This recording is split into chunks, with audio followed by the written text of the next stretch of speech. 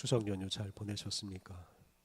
더도 말고 덜도 말고 한가위만 같아라 이런 말이 있는데 이번 추석에는 참 아쉽고 실망스러운 것이 하나가 있었습니다. 날씨였습니다. 추석날에도 폭염경보가 발효되고 추석날에도 열대야 현상이 있었습니다. 우리가 이런 추석을 한 번도 경험해 본 적이 없었습니다. 연휴 기간에 차를 타고 여기저기 다녔는데요. 차에서 내릴 때마다 날씨가 왜 이렇게 덥지? 추석인데 왜 이렇게 덥지? 이런 생각을 반복해서 했습니다. 제 마음이 그 더위를 받아들이질 못했기 때문입니다. 추석에는 무더위가 어울리지 않고 실제로 우리가 수십 년 동안 추석에는 무더위를 경험해 본 적이 없었기 때문에 이 마음이 그걸 받아들이지를 못했습니다. 8월의 폭염은 그냥 당연한 것으로 여기고 마음이 잘 받아들일 수 있습니다. 그래서 8월의 폭염은 훨씬 더 쉽게 이겨낼 수가 있습니다. 하지만 이 9월의 폭염 우리의 마음이 잘 인정을 하지 못해서 이걸 견디기도 쉽지 않습니다. 우리의 삶에서 우리의 마음 매우 중요한 역할을 합니다. 사실 마음이 우리 인생을 좌지우지한다 이렇게 말할 수가 있습니다. 오늘은 요한복음을 공부하는 날인데요. 요한복음은 우리의 마음으로 결단하는 일이 소중하다는 것을 잘 말해줍니다. 특히 우리가 예수님을 믿는 일, 이것이 바로 우리의 마음으로 결단해야 할 가장 중요한 일이라고 말해줍니다. 그래서 오늘 요한복음을 묵상하면서 여러분의 마음으로 예수님을 믿기로 굳게 결단하시면 좋겠습니다. 요한복음은 일반적으로 요한이 기록했다라고 말합니다. 그런데 요한복음에서는 이 책을 기록한 사람은 예수님이 사랑하시는 제자라고 말하고 그 제자의 이름을 특정해서 말하지를 않았습니다. 그래서 예수님의 특별한 사랑을 받은 제자가 이 요한복음을 기록했다고 할 수 있습니다. 요한복음 마지막 부분 요한복음 21장 20절을 보면 이 예수님이 사랑하시는 제자에 대한 말씀이 나옵니다. 요한복음 21장 20절 말씀 같이 읽어보겠습니다.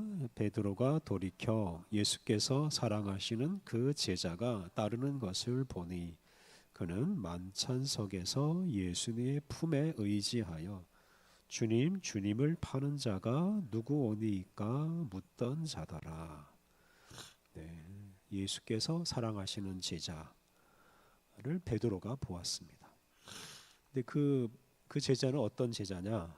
예수님과 제자들이 마지막 만찬을 하던 그 자리에서 예수님의 품에 안겨 있던 제자이고 누구도 함부로 물어보지 못하는 것.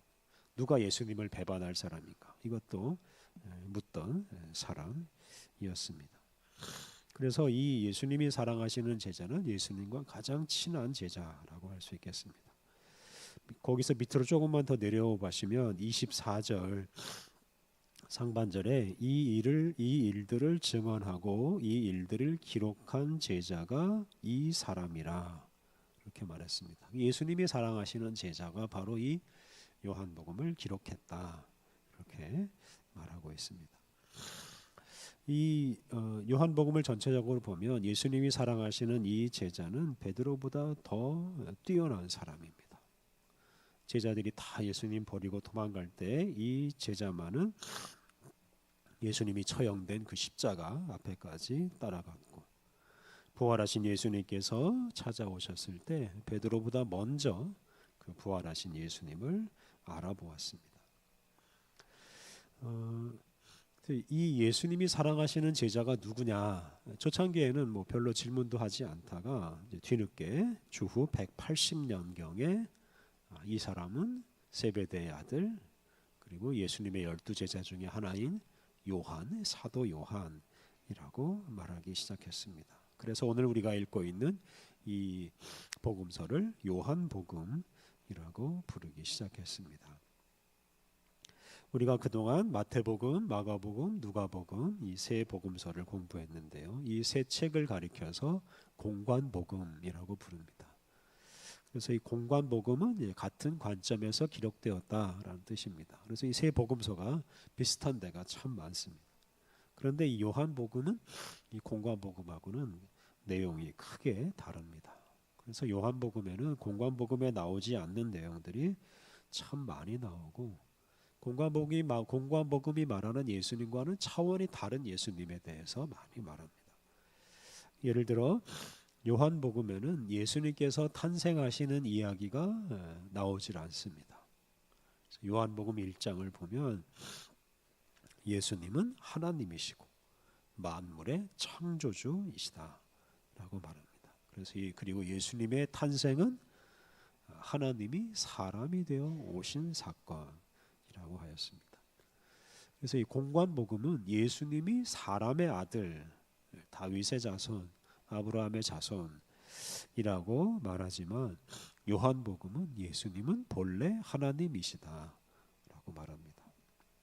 요한복음 1장 14절을 보면 하나님이 이 세상에 오신 사건을 말씀이 육신이 되었다라고 표현했습니다.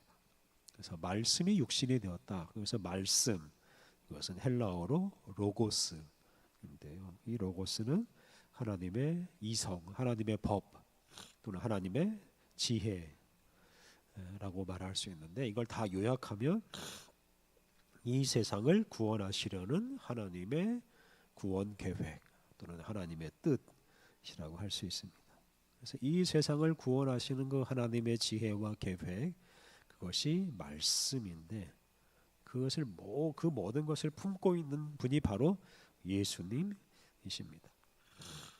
그런데 그 모든 것을 품고 계신 예수님이 이 세상에 오심으로 이 세상을 구원하시는 하나님의 그 계획과 지혜가 이 땅에서 다 이루어지게 되었습니다. 네, 지금까지 말씀드린 내용이 이제 요한복음의 서론인데 1장 1절부터 18절에 이런 내용들이 나옵니다. 1장 19절부터 12장 50절까지 말씀은 예수님께서 갈릴리 지방과 유다 지방 그리고 사마리아 지방 또 예루살렘 이런 여러 곳을 오가면서 활동하신 이야기입니다. 공관복음은 예수님이 이제 생애 중에 한 번, 공생애 중에 한 번 예루살렘에 올라가셨다라고 말했는데 요한복음에서는 예수님이 3번 예루살렘에 다녀오셨다고 말합니다. 그래서 1년에 한 번씩 다녀온 것으로 계산하면 예수님의 공생애가 3년이라고 할 수 있는데 이게 다 요한복음을 기준으로 한 것입니다. 이제 1장 19절부터 2장 12절까지 말씀은 예수님께서 갈릴리 지방에서 활동하신 이야기인데요. 여기 보면 이제 세례 요한과 예수님이 만나는 이야기, 또 예수님의 첫 제자들, 또 가나의 혼인 잔치 이야기 이런 이야기들이 나옵니다. 이어지는 2장 13절부터 3장 36절은 예수님께서 예루살렘에 가셔서 하신 일들이 나오는데 예수님이 성전을 깨끗하게 하시고 그리고 이제 니고데모라는 사람과 대화하는 이야기가 나옵니다. 여기서 주목할 것은 예수님과 니고데모의 이 대화가 아주 길게 기록되어 있다는 점입니다. 그리고 이제 뒤에 가보면 예수님과 사마리아 여인의 이야기도 아주 길게 나옵니다. 이게 요한복음의 특징입니다. 요한복음은 예수님과 한 개인이 만나는 것을 매우 중요하게 여기고 그리고 그 만남을 통해서 그 개인이 변화되는 것을 중요하게 여깁니다. 근데 이것이 바로 우리 신앙생활에서 가장 중요한 것이라고 할 수 있습니다. 개인적으로 예수님을 만나고 예수님을 만남으로 우리의 몸과 마음과 삶이 달라지는 것, 이것이 우리 신앙생활에서 가장 중요하다고 할 수 있습니다. 예수님께서 니고데모와 대화하실 때 니고데모에게 사람이 거듭나야 한다라고 말씀하셨습니다. 새로 태어나야 된다는 뜻입니다. 그래서 새로운 사람으로 태어나야 한다. 또 성령으로 거듭나야 하나님의 나라에 들어갈 수 있다라고 말씀하셨습니다. 그리고 그렇게 거듭난 사람이 영생을 누릴 수 있다고 말씀하셨습니다.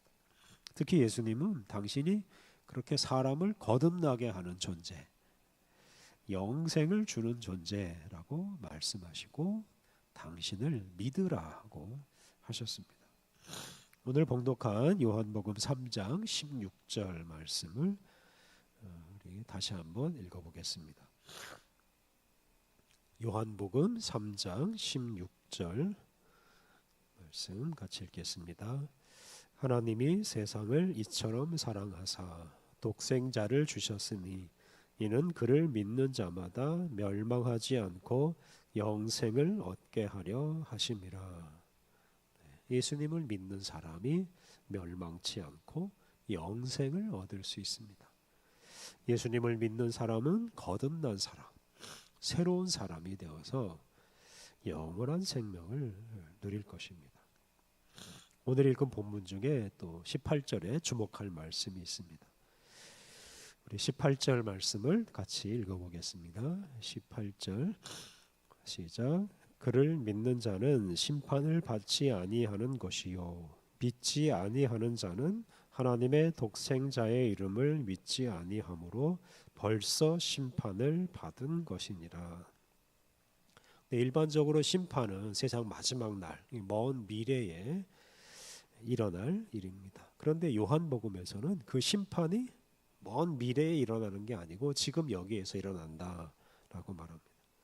예수님을 믿는 사람은 당장 심판대 앞에서 벗어나서 영생을 얻고, 예수님을 믿지 않는 사람은 지금 당장 심판을 받아서 멸망 가운데서, 죽음 가운데서 산다라고 말합니다. 그래서 요한복음이 말하는 구원은 먼 미래의 일이 아니라 현재의 일입니다.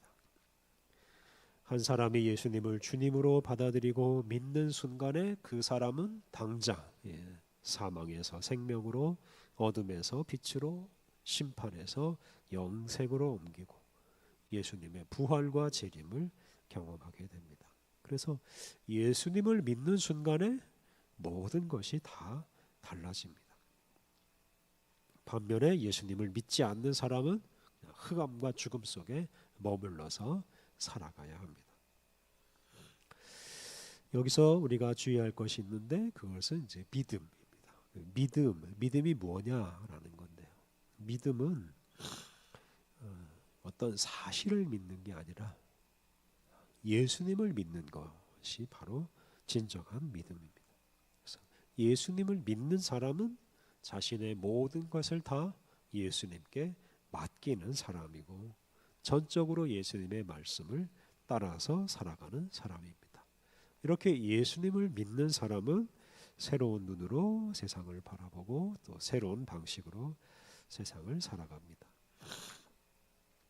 요한복음은 이 빛과 어두움, 또 사망과 생명, 영생과 심판 이렇게 대비해서 자주 말합니다.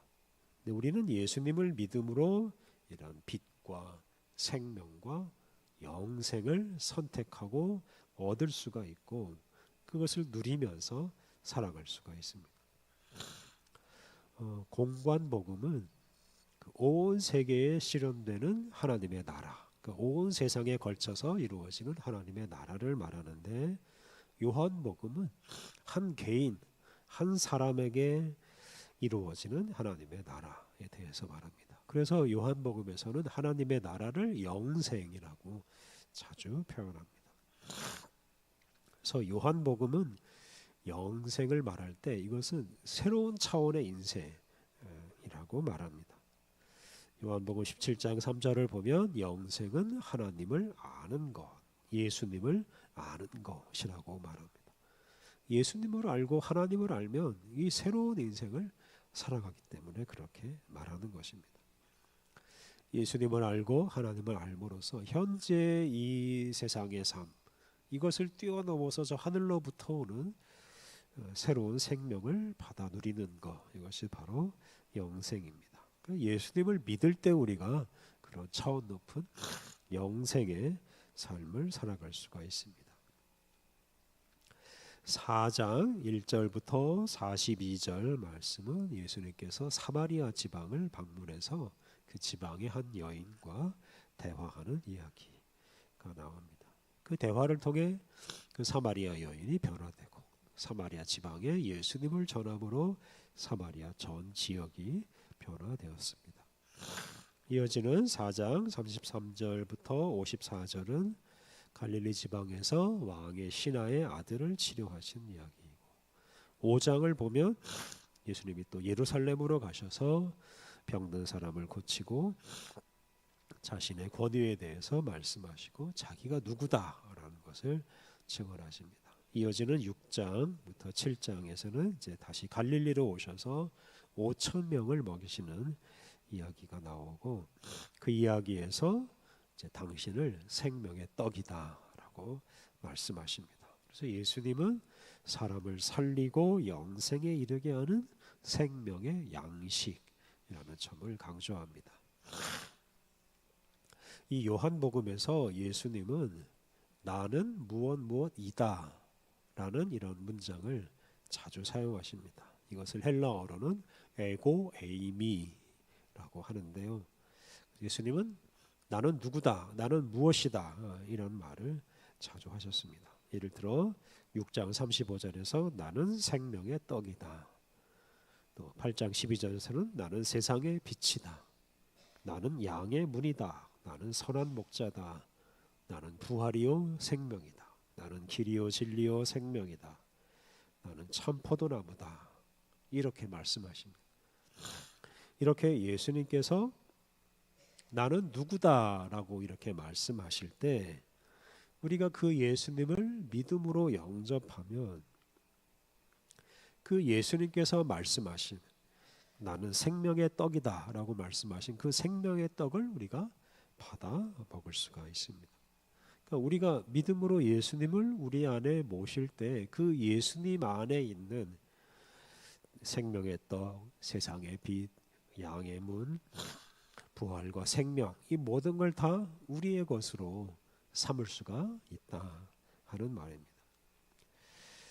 그래서 우리가 예수님을 믿을 때 예수님 안에 있는 그 새로운 차원의 인생을 살아갈 수가 있습니다. 이제 7장 10절부터 10장 42절까지 말씀은 예수님께서 예루살렘 성전에서 가르치시면서 종교 지도자들과 이렇게 대립하시는 이야기입니다. 거기서 예수님께서 죄인 중에 죄인인 가늠한 여인은 용서하시고 반면에 바리새인과 서기관들에게는 너희는 죄의 종이요 마귀의 자식이다 라고 하셨습니다. 예수님께서는 당신이 유일한 목자이고 당신이 선한 목자다라고 말씀하시면서 선한 목자이신 당신 안에 거하느냐 그렇지 않느냐에 따라서 사람의 운명이 달라진다고 하였습니다. 앞서 말한 바리새인과 서기관들처럼 당시 사회에서 존경받는 지도자들이라 하더라도 예수님을 거부하면 선한 목자이신 예수님 바깥에 있으면 죽음에 이를 수밖에 없다라고 말씀하셨습니다. 11장 1절부터 12장 11절은 예수님께서 이 베다니에서 죽은 나사로를 살리는 이야기가 나옵니다. 그리고 한 여인이 예수님의 발에 향유를 붓는 이야기가 또 나옵니다. 예수님께서 이제 왕 같은 모습으로 예루살렘에 들어오시는 이야기가 12장 12절부터 50절에 나옵니다. 특히 예수님께서는 이제 그 십자가의 길을 가시기 직전에 당신이 영광을 얻을 때가 되었다라고 말씀하셨습니다. 그래서 십자가에서 죽으시는 것 이것이 바로 부활의 첫걸음이기 때문에 영광을 얻는 길이라고 말씀하셨습니다. 13장 1절부터 19장 42절까지 말씀은 예수님께서 예루살렘에서 보낸 마지막 한 주간 이야기입니다. 이 한 주간 동안 예수님은 주로 당신의 제자들과 시간을 보내시면서 당신의 제자들에게 사랑과 소망과 지혜의 말씀을 주시고 또 성령을 보내주시겠다고 약속하십니다. 예수님은 이렇게 많은 사람들을 가르치는 일보다 이 12제자에게 집중하시고 당신이 사랑하는 그 소수 제자들에게 친밀하게 다가가셔서 그들에게 말씀해 주셨습니다. 그래서 13장부터 17장이 예수님께서 당신의 제자들에게 주시는 아주 긴 말씀이고 18장과 19장은 예수님의 고난받고 죽으시고 부활하시는 이야기입니다. 13장에서 예수님은 제자들의 발을 씻어주시고 서로 사랑하라 하는 새 계명을 주셨습니다. 그리고 14장에서는 당신이 길이요 진리요 생명이다 라고 말씀하시고 이제 당신이 떠나면 보혜사 성령님께서 오실 것이다 라고 약속해 주셨습니다. 그리고 15장에서 예수님은 당신은 포도나무이고 제자들은 가지이기 때문에 당신과 제자들은 서로 떨어질 수가 없다, 불가분이다 라고 말씀하셨습니다. 그리고 16장에서는 성령님께서 오셔서 하실 일들을 말씀해 주셨습니다. 17장은 예수님께서 대제사장으로서 제자들을 위해서 드리신 기도입니다. 이렇게 예수님께서는 세계 마지막 주간에 당신의 제자들과 함께 하시면서 앞으로 당신이 겪으실 일들을 말해주고 또 그 의미를 다 설명해 주셨습니다. 그 예수님의 제자들은 이제 나중에 예수님께서 그런 겪으시는 일들을 하나하나 함께 겪고 그러면서 예수님의 말씀의 의미를 잘 깨닫게 되었습니다. 그리고 예수님께서 보내주신 성령으로 충만해져서 새로운 인생을 살아가게 됩니다. 요한복음 마지막 부분 20장과 21장은 부활하신 예수님께서 제자들에게 나타나셔서 격려하신 이야기입니다. 여기서 특히 이제 의심이 많은 도마 이야기가 좀 길게 나오는데요. 그때 도마는 예수님을 이제 하나님이라고 고백했습니다. 20장 28절 말씀을 보면 20장 28절 보면 도마가 대답하여 이르되 나의 주님이시요 나의 하나님이시니이다 이렇게 말을 했습니다. 요한복음 1장에서는 예수님이 하나님이시다 라고 했는데 이 마지막 부분 20장에서는 도마가 바로 예수님은 하나님이시다 라고 고백하였습니다. 21장은 이제 나중에 이제 첨가된 부록이라고 하는데요. 갈릴리에서 예수님께서 베드로를 만나셔서 베드로를 새롭게 해주십니다. 예수님께서 십자가에 죽으실 때 베드로는 예수님을 3번이나 부인하고 예수님을 배반하지 않았습니까? 그런 베드로를 예수님께서 새롭게 해주셨습니다. 요한복음은 예수님을 만나고 예수님을 믿음으로 새로운 인생을 살아간 사람들의 이야기입니다. 우리는 예수님을 믿음으로 지금 여기에서 하나님 나라를 맛보고 하나님 나라 백성으로 살아갈 수가 있습니다. 예수님을 믿음으로 우리는 흑암에서 벗어나서 빛의 세계에서 살아갈 수가 있습니다. 예수님을 믿음으로 우리는 새롭고도 차원이 다른 인생을 살아갈 수가 있습니다. 사람이 되어서 이 세상에 오신 예수님을 믿음으로 지금 여기에서부터 하나님께서 베푸시는 은혜를 충만히 누리고 하나님 나라 백성으로 살아가시기를 바랍니다. 우리 함께 기도하겠습니다. 하나님, 예수님을 우리에게 보내주시고 예수님을 믿음으로 주님의 은혜를 누리게 하시니 감사합니다. 우리를 새로운 존재로 거듭나게 하시고 지금 여기서부터 생명과 빛을 경험하고 하나님 나라 백성으로 살게 하시는 우리 예수님을 믿음으로 우리가 날마다 하나님의 은혜 가운데 살게 하옵소서. 우리가 그 누구보다 그 무엇보다 예수님을 선택하고 예수님을 믿음으로 지금 여기에서 하나님 나라를 경험하고 하나님 나라를 이루어 가게 하옵소서. 우리 주님 예수님의 이름으로 기도드립니다. 아멘.